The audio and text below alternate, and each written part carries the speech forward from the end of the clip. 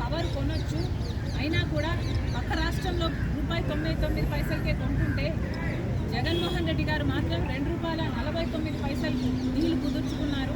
ఇది అన్యాయం. ఏ బేసిస్ మీద ఈ డీల్ కుదుర్చుకున్నారు? ఎవరితో సంప్రదింపులు చేశారు?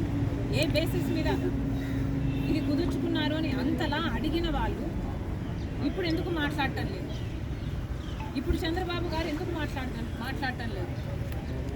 ఇప్పుడు కూడా బాలినేని గారు వాళ్ళ కూటమిలోనే ఉన్నారు. ఇప్పుడు కూడా బాలినేని గారు చెప్తూనే ఉన్నారు గోల్మాల్ జరిగింది అని, అక్రమం జరిగింది అని. మరి మీ కూటమిలో ఉన్న వాళ్ళే అక్రమం జరిగింది అని ఇప్పుడు చెప్తున్నారు. అప్పుడు కూడా ప్రెస్ మీట్లు పెట్టి ఉద్యమం చేసేంత లెవెల్లో మీరు మాట్లాడారు.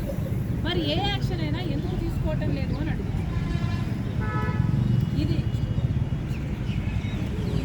అన్యాయం కాదా అని అడుగుతున్నారు. కనీసం అసలు